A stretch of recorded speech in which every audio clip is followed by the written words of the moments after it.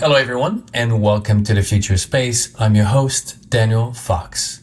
Our guest today is Andy Lapsa.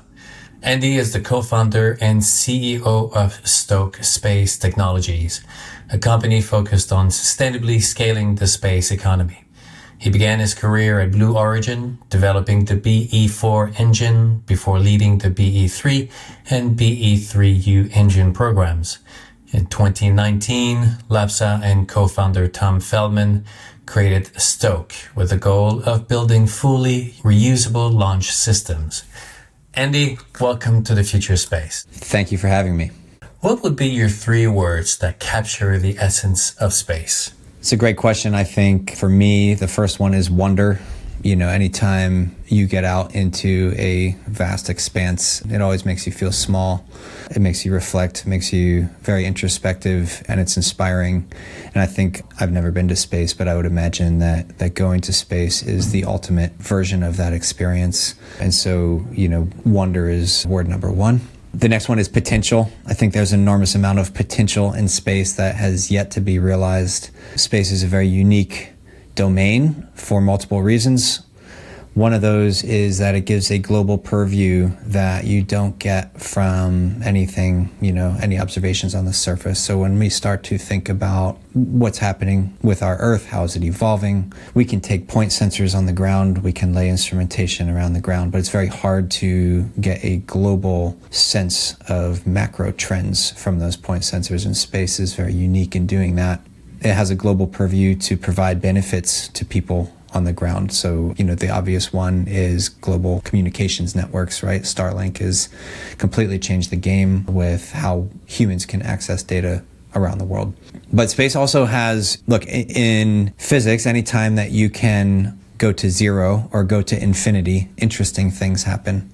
If you go to high enough pressures, carbon becomes diamond. It's amazing. If you go to higher and higher pressures, you start to get into nuclear phenomenon.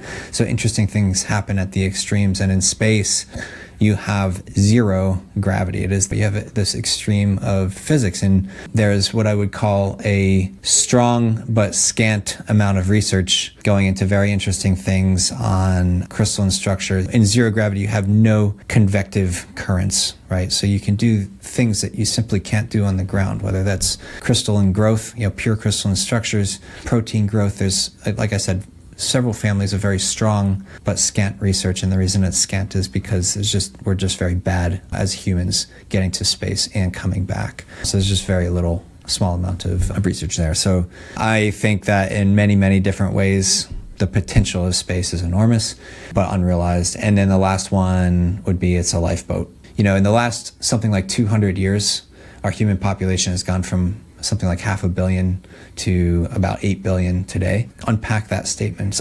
It's a remarkable statement. Tens of thousands of years of evolution to get to 500 million people. And then in a small number of generations, we go from 500 million to 8 billion. It's pretty unreal. And so what happens next? How do we keep the interesting future is if we can continue on that trajectory. But the Earth at some point, there's debate about what the Earth carrying capacity is, but at some point we outgrow the Earth. And what do we do then? Hopefully we're prepared for it, and space is the answer in many different capacities. And depending on the timeline that you look at, maybe we're orbiting centers or maybe we're out among the stars, right? Whatever it is, space is the outlet. So lifeboat is my 3rd word. It's interesting. There was actually more wars back in a time where there were fewer people on Earth. Like if you put yourself 300-400 years ago, looking at the state of the world and how people are competing for resources and all the wars that were happening, and you make a linear projection and say, well, there's going to be way more conflict, and yet it's actually the opposite. We reached the point where there was a certain understanding of cooperation, and it's going to be really interesting now as we go to space and we take that forward, how we going to manage that growth. I remember one of the last times where we thought we were reaching the end of it, and it was all about fertilizers, right? Nitrogen. We had reached a capacity to producing food until we realized, we can take nitrogen from the air and then we can create fertilizer. And now we feed billions of people, and we're looking at a limitation right now. How confident are you into the solutions that are ahead of us to fixing some of the problems that we have right now? I think there's some low-hanging fruit that space really helps us solve. So, for example, you mentioned agricultural efficiencies.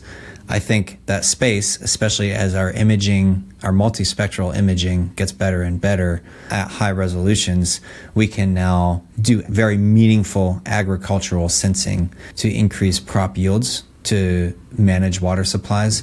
Did you know we still today don't know how much fresh water supply exists on Earth? We don't know that. And there's a NASA mission right now that is designed to kind of unpack that. But things like water supply, seasonal water supply, can be mapped and predicted much better. So obviously in the first world countries, we have methods to do this, but elsewhere not really. And as we kind of make these sensing mechanisms more ubiquitous, we can do things like track water supply, predict drought, react accordingly. We can do things like when we have crop diseases, we can track and potentially stop some of those things that really wipe out a lot of crops. We can do informed crop rotations and all kinds of things, right? That multispectral sensing really allows us to do a lot better. And so I think there's some improvements, very near-term improvements we can make from an agricultural standpoint. How confident am I that we can find these solutions so that we can continue expanding? I have a lot of confidence in human ingenuity. Let me put it that way. I don't have confidence that we know what those solutions are. I do have confidence that we'll be able to continue to innovate and invent our way out of sticky situations. I think that's what we do best. I mean, there are pros and cons for those skills, but as a species, I think that we've proven that we're constantly navigating uncharted waters, trying to figure out what works, what doesn't work. But when given the incentive to find solution, it's messy, but that's the value of exploration. That's the value of discovery, of curiosity, is you have to try. You have to make mistakes, and the only difference between a mistakes and innovation is just a hindsight. But the path to it is exactly the same. Andy, before we go to your journey and your love of space and how did you get into Blue Origin and now a Stoke, if I ask you what's the human story of space? There's something in us that has to explore. It's not even an option. As a kid, you want to be going further. You want to explore new things. We kind of have this insatiable need to figure out the unknown, and space is the final frontier. And I think, as we move out into space, I think that we'll discover that there's actually much more. It's not one single final frontier. We'll move further and further out, and there will be additional frontiers as we go. But it is the next, last, obvious step for us to take. And so that kind of instinctive drive is the root of the human story of space. And we're just really lucky to be alive now and starting with the space age in the 50s and 60s to be alive and be part of it. It's a very exciting time. We're about to open a door to an entire new understanding of the human experience. That leap that is about to be made will create an entire new field of opportunities and possibilities. It's a huge one, going from planet to multiplanetary, the same way that it was from single cell to multi-cell. It's just exploded on the evolutionary scale. And now we're about to take it from single planet to multiplanetary. And once that leap is done, then you can ride for a long time. Like you said, it's an incredible time, I think, and we have just enough technology to have that optimism to be able to go and do it, right? We've had these transformative moments before, right? I mean, you go all the way back, the first fish to decide to walk on the sand, right? You're going from water to this completely new paradigm. And in science, you've had these non-incremental breakthroughs that completely change the human perspective on the world. The world went from flat to round, and that completely changes the view. The Earth went from the center of the universe to an orbiting rock around a sun. And one of my favorite books and photos is Pale Blue Dot, and kind of the introspection that Carl Sagan puts on it. But again, it goes back to the wonder component. And we're at this point where we can start thinking about moving to multiplanetary. It's fascinating. It's wonderful to be a part of. Do you believe that, unfortunately, you cannot dissociate these breakthrough periods without the hardships that come with it? Like, the hardships are as part of that breakthrough, and if you take away the hardship, you don't have the breakthrough. Like right now, we have all these great opportunities and potential ahead of us, but at the same time, our world is going through this profound crisis of identity transformation, things that we took for granted now are being abused. Are the hardships a necessary incentive to push forward in those moments? Hardships certainly creates urgency. So I think whether they're necessary or not, I don't know, but they certainly create urgency around the need to invent our way out of a sticky situation. There's no question about that. And I think that it means that a lot of good can come out of very challenging situations. That's where we innovate the best. When we're kind of boxed into a corner, we got to figure out our way out, and humans are uniquely good at doing that. And so I think hardship is a good inspiration. Yeah, you need an incentive. I even remember back in high school when the teacher was giving you a homework and you got an entire month to do it. Yeah, you're not starting it until the last couple of days anyway. you wait until you have a few hours and then you get down to work.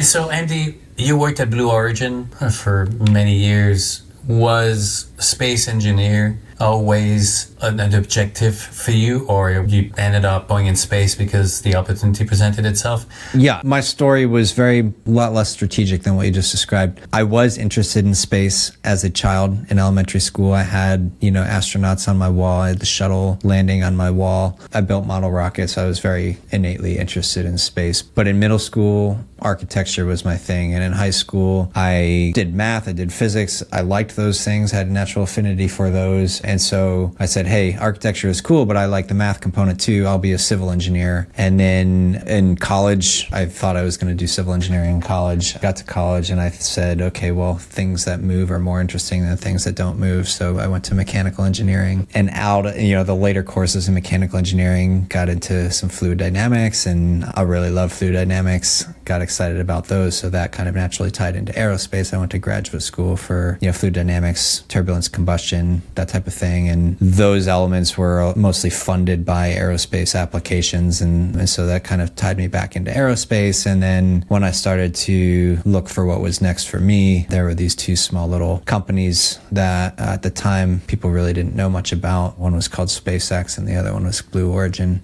And so I'll be totally honest with you. I had one internship in LA, didn't particularly like the LA area.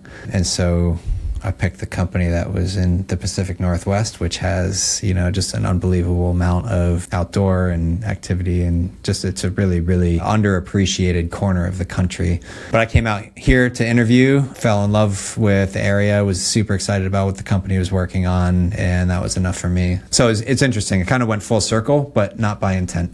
Right now, Blue Origin and SpaceX have dominated their little niche, but they are struggling in that next big step. SpaceX with Starship has been facing a little bit more resistance than they anticipated. Blue Origin with New Glenn, although SpaceX is owning the Falcon 9, Blue Origin is really owning with the Shepard. Do you think that the next big step will come from a company like you or from another company, because maybe these companies have become too big or their own worst enemies? What are your thoughts? Well, I think, first of all, the entire space economy owes it to those companies for kickstarting this whole thing. We wouldn't be here talking about being multiplanetary. We wouldn't be talking about a commercial space economy if it wasn't for SpaceX and Falcon 9 completely changing the game. And not only in cost economics, but also availability of launch. So that's what's triggered the dream. It's rekindled the dream. I think SpaceX also very publicly challenged the way aerospace engineering and development was done, and for good reason. So there's a lot that we all owe to those. Both of them are innovating at an absolutely massive scale, and I think there's a role for that. I think both companies will be successful in the New Glenn and the Starship, and I hope that that's the outcome. At the same time, I don't think they're sufficient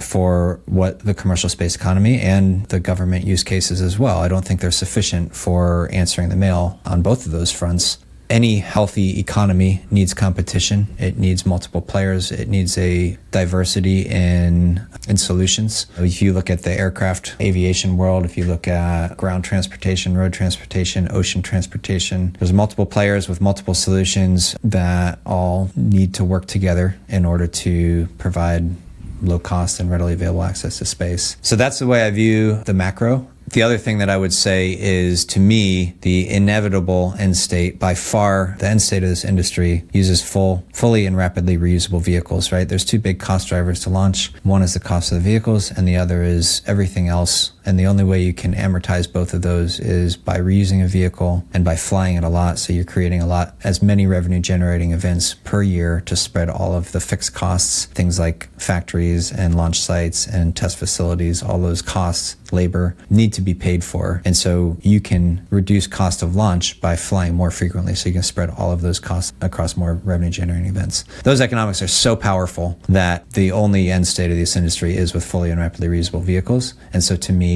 it is a race to demonstrate that technology and demonstrate those economics. And there's a small number of people who are working on that, and we hope to be one of them. The big challenge is more software related, hardware related, or the cost of it, or it's a bit of both, trying to figure out that sweet spot right now? I think software is a force multiplier, right? We don't need to invent software in order to do this. It's a physical challenge to make fully rapidly reusable vehicles, for them to survive the heat and thermals of reentry, to come back down, and to be able to turn around and launch again without being inspected and refurbished. That's a physical problem that hasn't really been solved in a compelling way yet by anybody, right? We have not done that well yet as humans. And so that's an exciting problem to go attack. That's kind of the founding problem that our company is built to address. So obviously we think we have a very exciting solution to that. Software is the force multiplier to be able to do that faster and better. So we can use software in engineering and design. We can use software to help our factory and operations move faster and smoother and have better traceability and configuration control. We can automatically track the digital thread of a part as it moves through from conception through the factory, through test, and into the vehicle. We can use software to monitor the health of the vehicle flight to flight, and we can do that automatically. So software is an enabler. It's a force multiplier. It allows us to do more with less humans and with a smaller amount of time. The space programs of today are a small fraction of, in terms of manpower, a small fraction of what we employed to reach the moon the first time with Apollo. So literally a couple thousand people instead of hundreds of thousands of people. Software is the reason we are able to do that. Or the recent politics of the world right now with the tariffs and the trades with different countries, has that put a dent into the growth of the company or the development? Well, interestingly, the space companies in the U.S. are kind of by requirement heavily based on U.S. supply chain. So where we see an impact from tariffs is really, if we have a machine or infrastructure build where we might have materials that come from abroad, the tariffs would apply. By and large, our supply chain for the rocket is almost entirely domestic. So I think we're relatively insulated from that. There are other geopolitics that create urgency for us to develop space capabilities, and I think we're highly aligned with those, and to protect the interests of the free world. We have a lot of urgent work to do to maintain national intelligence and security to keep the free world secure. If I remember correctly, when I went to visit you, I learned that 5 years ago, you guys started in your garage, you and Tom, and here you are now in this huge headquarters.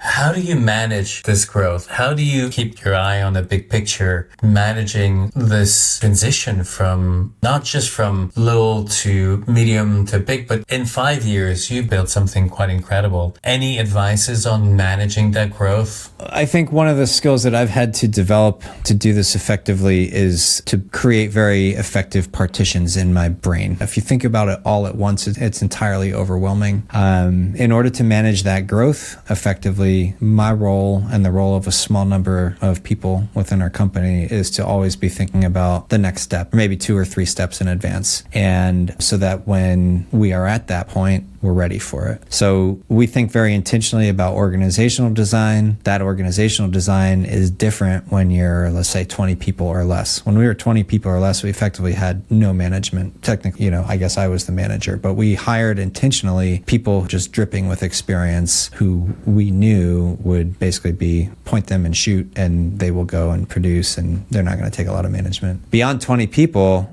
things get a little bit messy and you have to start organizing communication a little bit better and coordinating activities. And it can't just be, everybody doesn't fit in the same room anymore. And so then you kind of layer a bit of management on top, and then that picture might work from 20 people to, let's say, 80 people or something like that. But beyond that, there's this additional level of complexity. And the point is, you always want to be thinking 1 or 2 steps ahead to be ready for the next phase of growth. That's true for organizational design. That's true for physical design. When we were growing, we started out just Tom and I in the garage, like you said, and we hired just a couple people.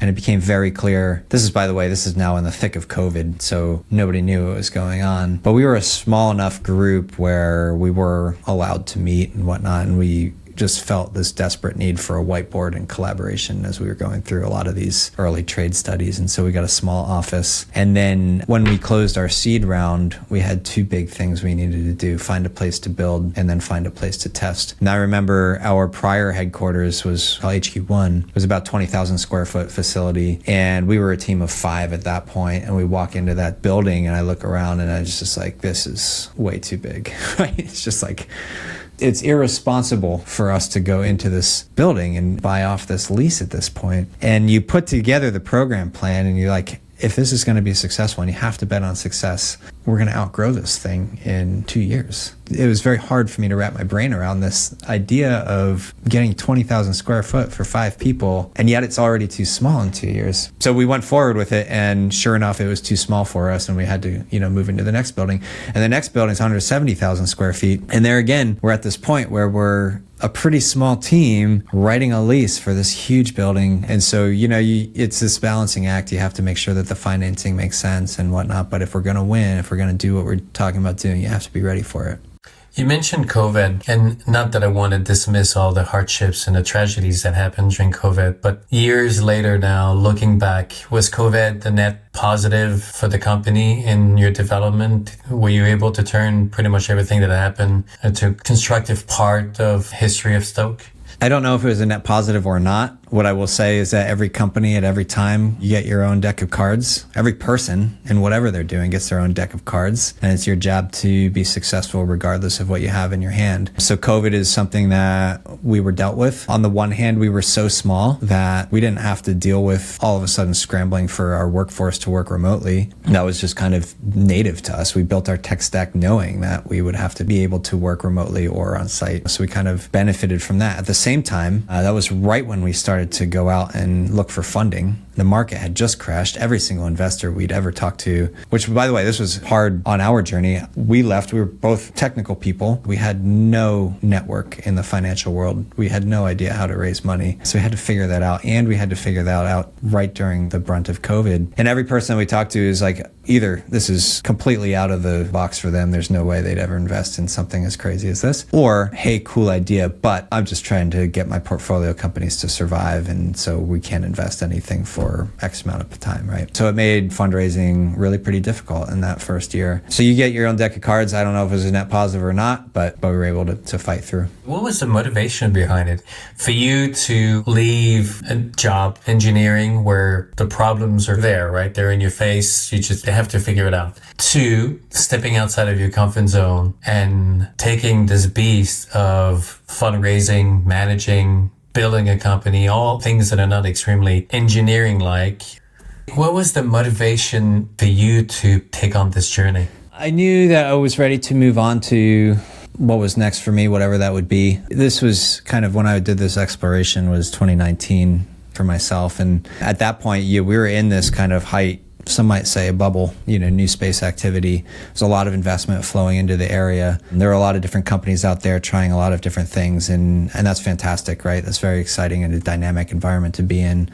My honest objective was to figure out who I thought was going to be the winner and go and join them. It was never to start a company. However, in order to do that, I have to pick the winner. And in order to pick the winner, I have to have conviction on where I think the industry is going in the long run. And so, after thinking hard about that, I just gained full conviction in full and rapid reuse. I thought that that's the only interesting problem left to solve, before the space economy really breaks open. And interestingly, at that time. I didn't see any companies who were really focused on that problem. I think in order to pivot into it, it requires a full restart. And so once we had that conviction, I had, started talking to Tom at some point in this progression, and both kind of agreed it's not out there yet. It has to exist. Why not give it a shot ourselves?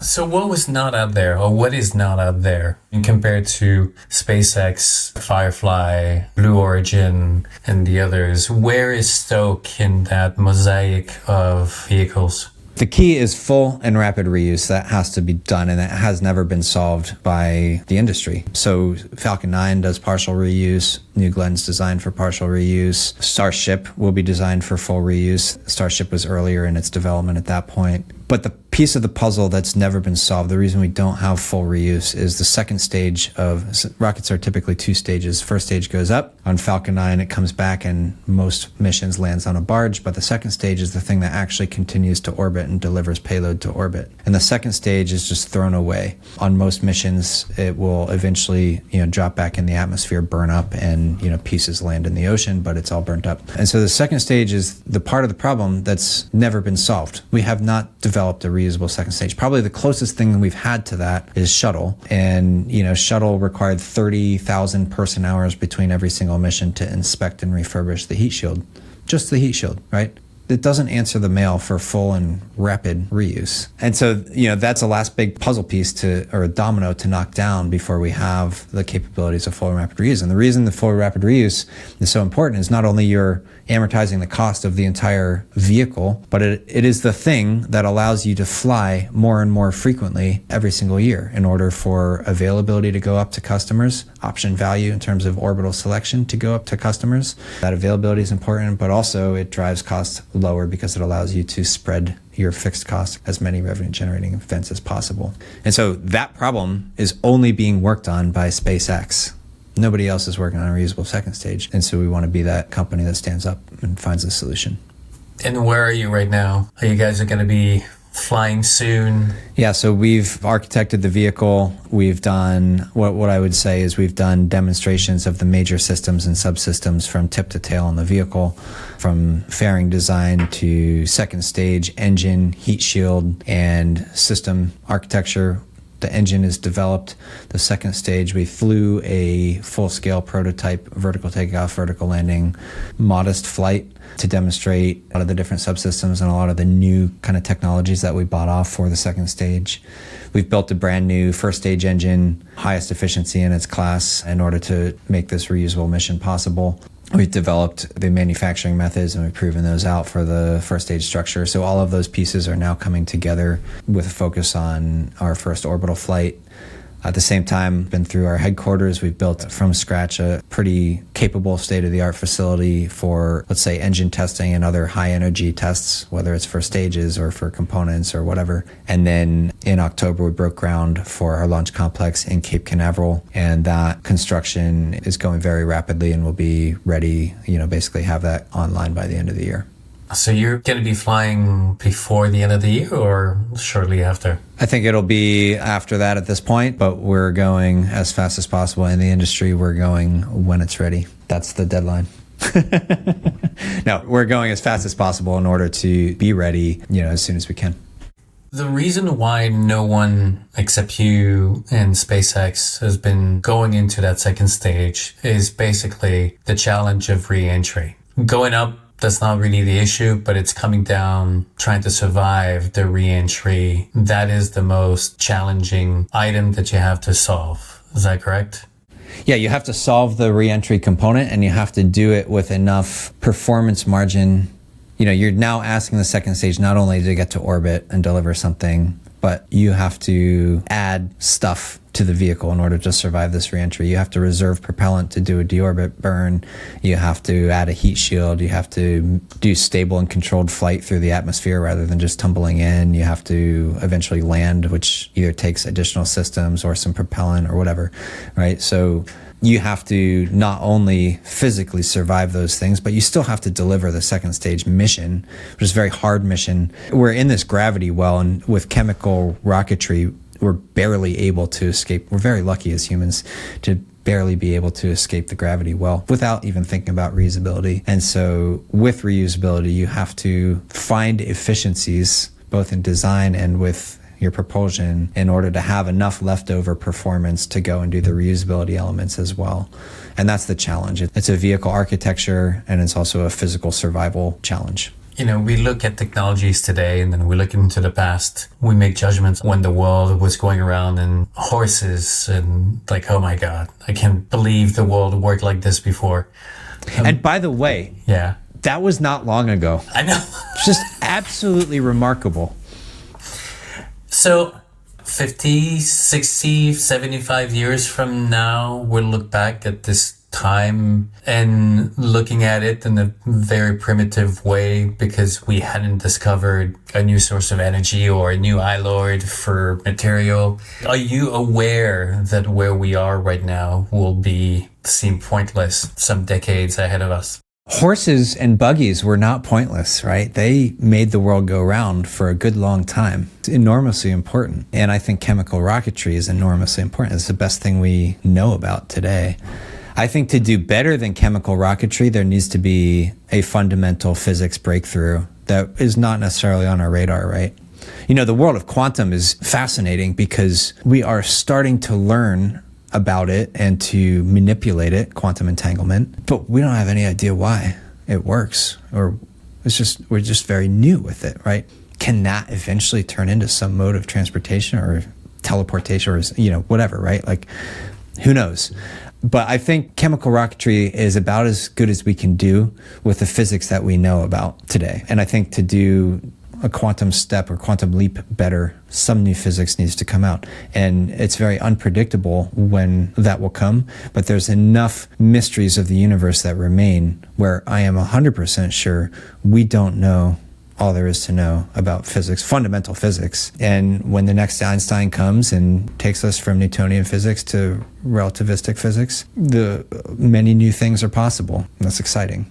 Hence the value of exploration, because you never know where the answers are going to come. I have to make a parallel with not the discovery, but very much the focus on North America. When Europe was going on the full age of exploration, North America was not the intended destination. It was Asia. That's where they were looking. They were trying to find the passage that would get them to that area. And then on the way there, they discovered that there was this entire continent that made more sense to invest and to spend time on than going around. Andy, being mindful of your time, what would be Andy's 3 words of wisdom? I don't know if I have a good answer here, but what I would say is to people in general to be curious in things and build things. I think increasingly we have infinite connection to the internet with computers in our pockets all the time. I think that it is easier and easier to slip into a passive observer mode, and it is harder and harder to motivate ourselves to build and create new things. And, that is the essence of humanity, is inventing and creating and building. And so that's one thing, is to stay focused on there. And maybe the second thing is to take some risk. Interesting things in life come from taking risks and seeing what comes out of those. And life's too short to not take risks and to play it safe all the time. So a third one would be to have fun along the journey, right? It's no point to it if you're not having fun. And that means a lot of times to learn to embrace and enjoy the struggle.